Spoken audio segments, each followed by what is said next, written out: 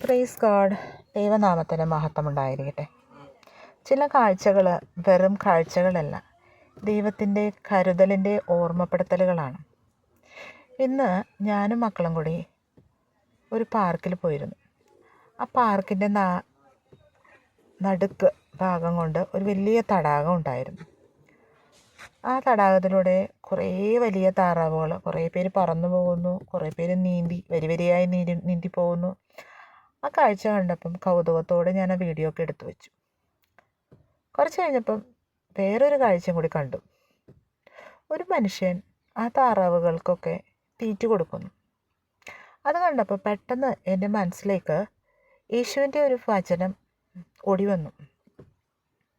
വചനം ഇങ്ങനെയാണേ: ആകാശത്തിലെ പറവകളെ നോക്കുവേൻ, അവ വിതയ്ക്കുന്നില്ല, കൊയ്യുന്നില്ല, കളപ്പുരയിൽ കൂട്ടിവയ്ക്കുന്നുമില്ല, എങ്കിലും സ്വർഗസ്ഥനായ നിങ്ങളുടെ പിതാവ് അവയെ പോറ്റുന്നു.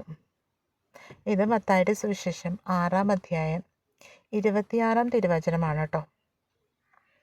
ഈ വചനം കേട്ടപ്പം എൻ്റെ മനസ്സിലേക്ക് എൻ്റെ ഒരു ചിന്ത ഇങ്ങനെ പോയി, ശരിയല്ലേ?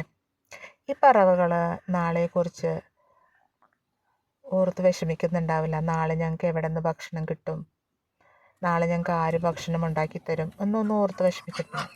എങ്കിലും അവയ്ക്ക് ആവശ്യമുള്ളതൊക്കെ ദൈവം അവർക്ക് വേണ്ടി ഒരുക്കുന്നുണ്ട്.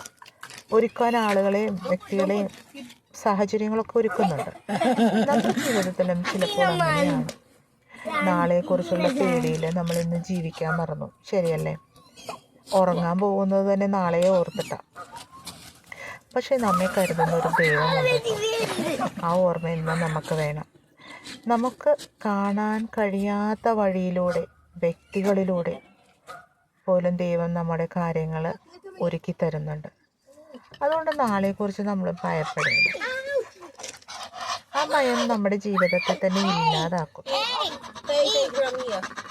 ആകാശത്തിലെ പറവകളെ പോറ്റുന്ന ദൈവം നമ്മളെയും ഒരു കാരണത്താലും മറക്കില്ലെന്നുള്ളൊരു ബോധ്യത്തിൽ ദൈവത്തെ മഹത്വപ്പെടുത്താം.